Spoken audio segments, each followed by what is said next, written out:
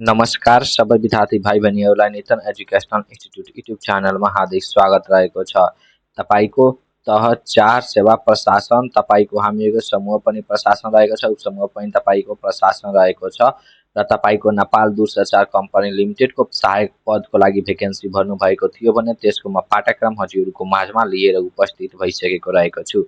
तपाईँको यहाँ फर्स्टमा प्रथम चरण हुन्छ, त्यसपछि तपाईँको द्वितीय चरण हुन्छ। प्रथम चरणमा तपाईँको लिखित हुन्छ र द्वितीय चरणमा तपाईँको अन्तर्वार्ता तपाईँको हुन्छ। तपाईँको हामीहरूको प्रथम चरण तपाईँको जुन रहेको छ त्यसमा तपाईँको दुईटा पत्र हुन्छ, एउटा तपाईँको प्रथम पत्र त्यसपछि द्वितीय पत्र। प्रथम पत्रमा तपाईँको सामान्य ज्ञान र गणित तपाईँको हामीहरूको 100 मार्कको टोटल हुन्छ भने तपाईँको 40 मार्कलाई पास भइहाल्नु हुन्छ। तपाईँको वस्तुगत हुन्छ भनेको तपाईँको हामीहरूको मल्टिपल तपाईँको चोइस क्वेसन हामीहरूको आउँछ। तपाईँको यहाँ भनिरहेको छ, हामीहरूको यहाँ हेर्नुहोस् के भनिरहेको छ, बहुवैकल्पिक तपाईँको रहेको छ। तपाईँको मल्टिपल चोइस क्वेसन आउँछ, त्यसमा हजुरलाई के गर्नुपर्दो रहेको छ, टिक लगाउनु पर्दो रहेको छ। त्यसपछि तपाईँको हामीहरूको यहाँ हेर्नुहोस्, तपाईँको हामीहरूको यहाँ के रहेको छ, हामीहरूको 50 वटा तपाईँको आउँछ, एउटा तपाईँको 2 अङ्कको आउँछ। त्यसमा तपाईँ के गर्नुपर्दो रहेको छ, मादा टिक लगाउनु पर्दो रहेको छ। तर तपाईँलाई रङ टिक लगाउनुहुन्छ भने 20% अङ्क तपाईँको के हुन्छ, लेस हुन्छ र तपाईँको समय हामीहरूको यहाँ हेर्नुहोस्, हामीहरूको 45 मिनटको रहेको छ।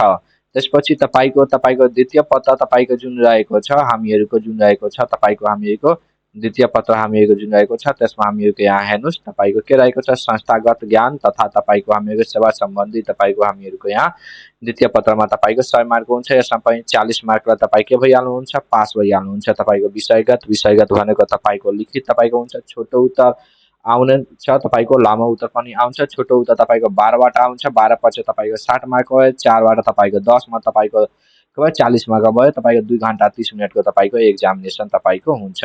त्यसपछि द्वितीय चरणमा तपाईँको 30 मार्कको तपाईँको के हुन्छ, अन्तर्वार्ता तपाईँको हुन्छ, त्यो मौखिक हुन्छ, यो हजुरलाई थाहा नै होला। तपाईँको यहाँ नोटमा के दिएको रहेको छ, प्रथम र द्वितीय पत्रको लिखित परीक्षा छुट्टा-छुट्टै तपाईँको हुन्छ। यो कुरा हजुरलाई थाहा नभएको होला भने अब त थाहा भइसक्यो। लिखित परीक्षाको उत्तर दिने माध्यम तपाईँको भाषा नेपाली वा अङ्ग्रेजी भनिरहेको छ, अथवा तपाईँको नेपाली र अङ्ग्रेजी दुवै हुन सक्छ भनिरहेको छ।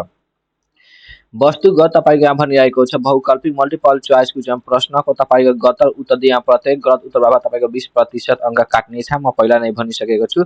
तर तपाईँको उत्तर दिनु हुँदैन भने तपाईँको अङ्क दिने पनि छैन र अङ्क काट्ने पनि छैन। त्यसपछि के भनिरहेको छ, वस्तुगत बहुकल्पिक तपाईँको हुने परीक्षामा परीक्षार्थीले उत्तर लेख्दा अङ्ग्रेजी अक्षरको ठुलो अक्षर क्यापिटल अक्षरको एबिसिडीमा तपाईँको लेख्नु पर्दो रहेको छ। सानो अ छ तपाईँको एबिसिडी लेख्यो वा अन्य कुनै सङ्केत गरेको वा सबै उत्तर पुस्तिका भए तपाईँ के हुन्छ, सबै उत्तर पुस्तिका तपाईँको रद्द हुनेछ। त्यसै कारण ठुलो अक्षरको तपाईँको एबिसिडी प्रयोग गर्नुपर्दो रहेको छ। त्यसपछि तपाईँको यहाँ के रहेको छ, बहुवैकल्पिक प्रश्न उत्तर जुन रहेको छ, बहुवैकल्पिक प्रश्नहरू हुने परीक्षामा कुनै प्रकारको क्याल्कुलेटर तपाईँले प्रयोग गर्न पाइने छैन। जब मल्टिपल चोइस क्वेसनको एक्जामिनेसन हुन्छ भने कुनै प्रकारको तपाईँलाई क्याल्कुलेटर प्रयोग गर्न पाइने छैन। विषयगत प्रश्नहरूको हकमा एउटा लामो प्रश्न वा तपाईँको एउटा प्रश्न वा तपाईँको भनिरहेको छ, प्रश्नका तपाईँको 2 वा 2 भन्दा बढी भाग 2 or 2 भनिरहेको छ, 2 or more than तपाईँको 2 पार्ट दिनुभएको छ। एउटा सिंगल क्वेसनमा तपाईँको हुन सक्दो रहेको छ वा एउटा प्रश्न अन्तर्गत 2 वा 2 भन्दा बढी टिप्ने सर्ट नोट्स पनि सोध्न सक्दो रहेको छ। तपाईँको जुन एउटा तपाईँको जुन विषयगत प्रश्नहरू रहेको छ लामो भने त्यसमाथि एउटै हुन सक्छ वा एक भन्दा बढी तपाईँको 2टा 3टा क्वेसन हामीहरू समावेश हुन सक्दैन। त्यस्तो हुन सक्दो वा तपाईँको सर्ट नोट्स दिन्छ, ओके हैन। त्यसपछि यहाँ के भनिरहेको छ, विषयगत प्रश्न हुन तपाईँको पत्र विषयका प्रत्येक खण्डका लागि छुट्टा-छुट्टै उत्तर पुस्तिका तपाईँको हुन्छ। प्रत्येक खण्डको तपाईँको विषयगतको पाइनुहुन्छ भने छुट्टा-छुट्टै तपाईँको उत्तर पुस्तिका त्यसको हुन्छ। एउटै उत्तर पुस्तिकामा नलेख्ने त रद्द भइहाल्छ। परीक्षार्थीले प्रत्येक खण्डका उत्तर पुस्तिकामा सोही खण्डको उत्तर पुस्तिकामा लेख्नु पर्दो रहेको छ। यस पाठ्यक्रमको योजना अन्तर्गतका पत्र विषयका विषयवस्तुमा जुनसुकै कुरा लेखिएको भए तापनि पाठ्यक्रममा परेका कानुन ऐन नियम विनियम तथा तपाईँको नीतिहरू परीक्षाको मितिभन्दा 3 महिना अगाडि संशोधन भएका वा संशोधन भई हटाएका वा थप संशोधन गरी वा थप तपाईँको गई संशोधन भई कायम रहेका यस पाठ्यक्रममा परेको सम्झिनु पर्दो रहेको छ। 3 महिना तपाईँको एक्जाम आउन 3 महिना पहिलाको भनिरहेको छ, ओके हैन। त्यसपछि के भनिरहेको छ, प्रथम चरणको तपाईँको परीक्षाबाट छनौट भएका उम्मेदवारलाई मात्र द्वितीय तपाईँको प्रथम चरणमा पास भइहाल्छ तब मात्र तपाईँलाई द्वितीय चरणमा तपाईँको के हुन्छ, सम्मिलित तपाईँलाई गराइनेछ। पाठ्यक्रम स्वीकृत तपाईँको यो कहिले भएको छ, यो पाठ्यक्रम तपाईँको कहिले लागू भएको छ, 2000 तपाईँको 81 10 महिना तपाईँको 21 गते तपाईँको लागू भएको रहेको छ।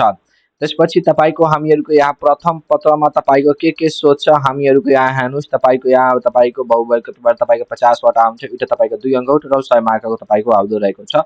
हामीहरूको सामान्य ज्ञानबाट तपाईँको 60 मार्कको आउँदो रहेको छ। ल हेर्नुहोस्, नेपालको भूगोलको तपाईँको धारतलीय स्वरूप, किसिम, विशेषता, जलवायु, हावापानी, जनजीवन, नेपालका प्राकृतिक तपाईँको भनेको स्रोत र साधनहरू सम्बन्धी जानकारी, आधुनिक नेपालको इतिहासको महत्त्वपूर्ण घटनाहरू, नेपाली समाजका परम्परा, सामाजिक मूल्य र मान्यता, कला, संस्कृति, रीत रिवाज, धर्म, जाति, भाषा, भाषी, जनसङ्ख्या। त्यसपछि के रहेको छ, नेपालको राजनीतिक विभाजन, सङ्घ, प्रदेश र स्थानीय तह सम्बन्धी सामान्य जानकारी। नेपालको संविधानको भाग 1, 3 र अनुसूचीहरू सम्बन्धी जानकारी चाहिन्छ। नेपालको आर्थिक विकासका आधार कृषि, उद्योग, व्यापार, सूचना प्रविधि, मानव संसाधन, भौतिक पूर्वाधार बनिएको छ।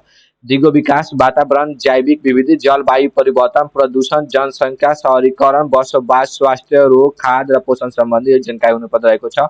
मानव जीवनमा प्रत्यक्ष प्रभाव पार्ने विज्ञानका प्रमुख आविष्कारहरू, मानव जीवनमा प्रत्यक्ष विज्ञानका प्रमुख आविष्कारहरू, संयुक्त राष्ट्र सङ्घ र क्षेत्रीय सङ्गठन जस्तै तपाईँको सार्क, एसियन, तपाईँ युरोपियन युनियन, राष्ट्रिय र अन्तर्राष्ट्रियका महत्त्वपूर्ण समसामयिक घटनाहरू तपाईँलाई जानकारी हुनुपर्दो रहेको छ। संस्थागत ज्ञान तपाईँको हामीहरूको 20 मार्कको यसबाट आउँदो रहेको छ। नेपाल दूरसञ्चार सेवाको विकास क्रम र तपाईँको नेपाल टेलिकम दूरसञ्चार सेवा तथा सूचना प्रविधिसँग सम्बन्धित तपाईँको नवीनतम प्रविधि, तपाईँको उपकरण तथा आविष्कार र शब्दावली, तपाईँको विभिन्न आधारभूत वैज्ञानिक परिणाम र तिनको वापर, तपाईँको CGS, MKS, EPS, SI measurement system सम्बन्धी ज्ञान। त्यसपछि ITU तथा नेपालमा अन्य दूरसञ्चार सेवा प्रदायक संस्थाहरू सम्बन्धी सामान्य जानकारी। व्यवहारिक गणित तपाईँको एप्लाइड गणितबाट तपाईँको 20 मार्कको आउँदो रहेको छ। हेर्नुहोस्, तपाईँको एक नियम जसलाई इङ्ग्लिसमा एउटैमा त भनिन्छ, तपाईँको भिन्न फ्रेक्सन र पर्सेन्टेज, तपाईँको हामीको प्रतिशत, नाफा र नोक्सान, साधारण ब्याज र तपाईँको हामीहरूको मिश्रित ब्याज, सिम्पल इन्ट्रेस्ट र कम्पाउन्ड इन्ट्रेस्ट, त्यसलाई इङ्ग्लिसमा भनिन्छ भने रेसियो एन्ड प्रोपोर्सनको नेपालीमा अनुपात र समानुपात, औसत, मध्याक र तपाईँको मध्यका, तपाईँको एभरेज, मिन र तपाईँको मिडियन तपाईँको रहेको छ। अब तपाईँको हामीहरूको यहाँ हेर्नुहोस्, तपाईँको द्वितीय पत्रमा तपाईँको सेवा सम्बन्धी तपाईँ खण्ड तपाईँको खमा तपाईँको हामीहरू कबाट तपाईँको हेर्नुहोस्, यहाँ 50 अङ्कको तपाईँको आउँछ। खण्ड कमा तपाईँको हेर्नुहोस्, दुईटा अङ्क आउँछ 10 मार्कको। त्यसपछि 6वटा अङ्क आउँछ 5 मार्कको। 10 यो तपाईँको 20 अङ्कको भयो र तपाईँको के भयो 30 के हुन्छ 50 अङ्कको भयो। कार्यालय व्यवस्थापन र आर्थिक एवं लेखा तपाईँको रहेको छ। कार्यालय र कार्यालय व्यवस्थापन, कार्यालयको परिचय, महत्त्व र प्रकारको र कार्यको बारेमा जानकारी हुनुपर्दो रहेको छ।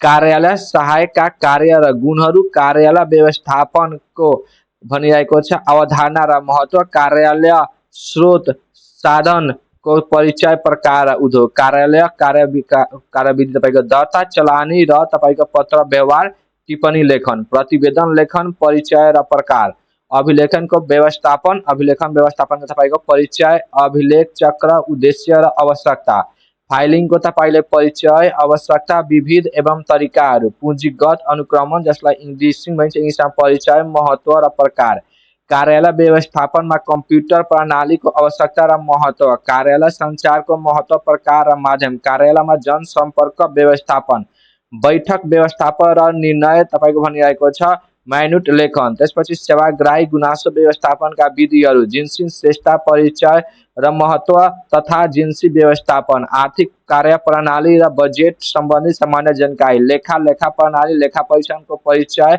उद्देश्य र विशेषताहरू, खाताका प्रकार तथा डेबिट र क्रेडिटका नियमहरू, गौसियर भाउचर, बैंक तपाईँको नगदी किताब तथा तपाईँको बजेट, तपाईँको हामीको हिसाब सम्बन्धी जानकारी, सार्वजनिक व्यवस्थापन सम्बन्धी तपाईँको के रहेको छ, सार्वजनिक प्रशासनको तपाईँको परिचय, उद्देश्य र कार्यक्षेत्र, सङ्गठनको परिचय र गठनका आधारहरू, नागरिक वाडापत्र, सार्वजनिक वाडापत्र, अवधारणा, तपाईँको उद्देश्य र महत्त्व, सार्वजनिक सेवा प्रवाहको तपाईँको अर्थ र महत्त्व तथा सेवा प्रवाह गर्न निकाय र तरिकाहरू, सेवा प्रदायका सेवाग्राहीका आधार, अधिकार तथा कर्तव्य एवं पालना गर्नुपर्ने आचरणहरू।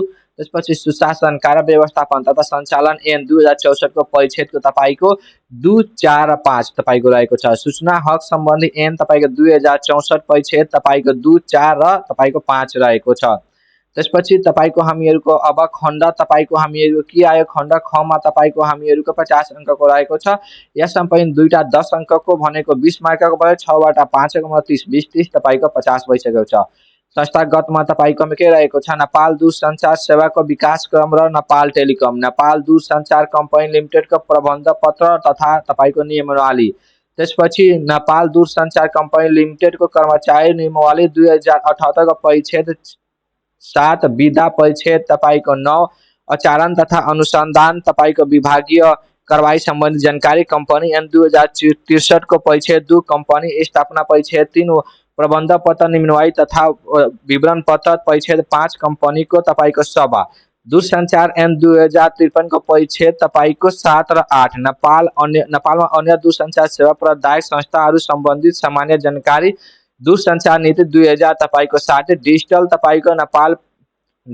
नेपाल फ्रेमवर्क तपाईको हामीहरु जुन रहेको छ डिजिटल फाउन्डेसन बुद्धा तपाईको हामीहरुको 1 देखि 19 सम्म बजार व्यवस्थापनमा तपाईको बजार र बजारीकरणको परिचय हामीहरुको बजारका आवश्यक तथ्यहरू बजारका लागि आवश्यक तथ्यहरू त्यसपछि बजारका वर्गीकरण ग्राहक सेवा तपाईको कस्टमर सर्भिसको उद्देश्य र महत्व ग्राहक सम्बन्धी सिप उद्देश्य र महत्व बजार तपाईको हामीहरु रहेको छ विश्लेषणको विध प्रक्रिया महत्व र उद्देश्य बजार अनुसन्धानको तपाईको क्षेत्र र तपाईको प्रक्रिया रहेको छ। तपाईको यो नै सी लेभलमा समावेश यति कुरा नै रहेको छ। यदि तपाई पढिहाल्नुहुन्छ भने तपाईको नाम नेपाल टेलिकममा 100% निस्किहाल्छ।